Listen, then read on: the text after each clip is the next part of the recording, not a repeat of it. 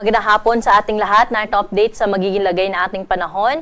Yung minomonitor po nating low pressure area ay nasa labas pa rin po na ating area of responsibility at hindi pa rin po natin ito inaasahan na magiging isang bagyo. Pero yung trough o yung extension ng mga kaulapan po nito, magdadala ngayong gabi ng mga kalat-kalat na pag-ulan, mga pagkidlat at pagkulog sa bahagi po ng Occidental at Oriental Mindoro, pati na rin po sa Palawan. Samantala, wala po ngayong epekto yung frontal system sa bahagi na extreme northern Luzon area, kaya po easterlies yung dominanting weather system na nakaka-apekto sa nalalabing bahagi ng ating bansa.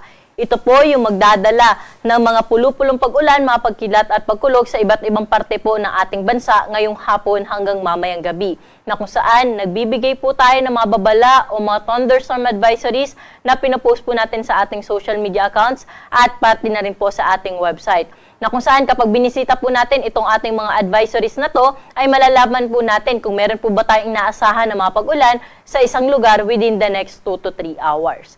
At sa bukod naman po doon sa minomonitor nating low pressure area na nasa labas ng ating area of responsibility, ay wala naman po tayong nakikita na panibagong sama ng panahon na namumuo na posible pong makaapekto sa ating bansa. At bukas nga po, inaasahan natin na panibagong frontal system yung posible po makaapekto sa may bahagi ng extreme northern Luzon area, na kung saan yung mga pag-ulan yan o yung mga ulap na kalangitan yan na may kasama mga pag-ulan ay posible po umabot hanggang dito sa may Cagayan area.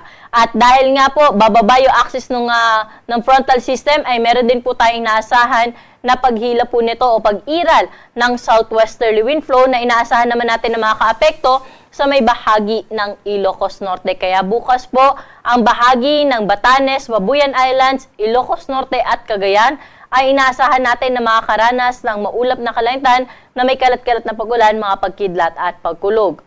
Pero dito sa Metro Manila, pati na rin sa ibang bahagi pa ng Luzon, mainit, maalinsangan pa rin ang panahon sa umaga hanggang tanghali. Hapon at gabi, asahan pa rin natin yung mga panandaliang buhos ng pag-ulan. Kaya kung lalabas po tayo na ating mga tahanan, magdala pa rin po tayo ng payong dahil sa mainit na panahon sa tanghali at sa mataas na tsansa ng pag-ulan sa hapon at sa gabi. Temperatura bukas dito sa Kamaynilaan ay mula 26 to 33 degrees Celsius. Sa mga pupunta ng Tagaytay, 23 to 32 degrees Celsius. Sa maakyat naman po sa Baguio City, 17 hanggang 26 degrees yung agwat ng temperatura. At sa Lawag naman, 24 to 32 degrees Celsius. Sa may Tugigaraw, 26 to 33 degrees agwat ng temperatura bukas. At sa Legazpi, 25 to 32 degrees Celsius. Sa may Kalayaan at Puerto Princesa Islands na kung saan improving weather condition naasahan po natin bukas at ang magiging agwat ng temperatura ay nasa around 25 hanggang 31 hanggang 32 degrees Celsius. Para naman po sa kalagay ng panahon sa Visayas at Mindanao, wala po tayong inaasahan dyan na malawakang mga pag-ulan bukas, kaya mainit, maalinsangan na panahon na inaasahan natin sa malaking parte ng Visayas at Mindanao. Ngunit paghandaan pa rin natin yung mataas na tsansa ng mga isolated rain showers pagsapit ng hapon at gabi.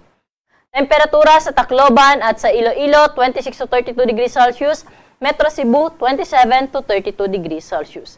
Mainit na po bukas sa Zamboanga, 25 to 34 degrees Celsius ang temperatura. Aabot din sa 34 degrees ang maximum temperature sa Metro Davao at 25 to 32 degrees sa Cagayan de Oro.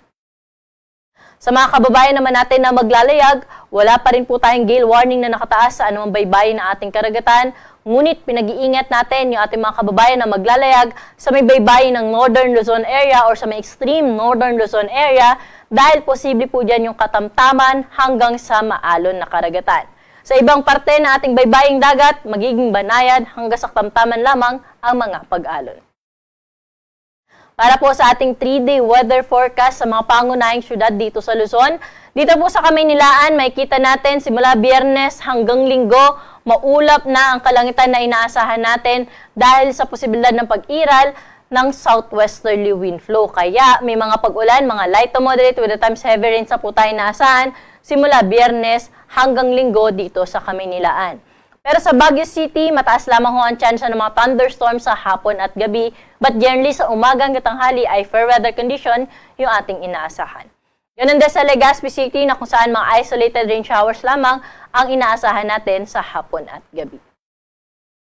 Dumako naman po tayo sa mga key cities sa Visayas. Metro Cebu, Iloilo at Tacloban City, hanggang linggo, wala tayong nakikita na sama ng panahon o weather system na posible makaapekto sa kanila dyan. Kaya magpapatuloy po ang maliwalas sa panahon at paghandaan lamang ang mga isolated rain showers sa hapon at sa gabi. Ganun din sa Metro Davao, Cagayan de Oro at Zamboanga City na kung saan fair weather condition nasan for the next 3 days, mainit sa tanghali at mataas ang tsansa ng pag-ulan sa hapon at gabi. Araw po natin dito sa Kamaynilaan ay lulubog sa gap na 6:21 ng gabi at muli po itong sisikat bukas ng 5:26 ng umaga.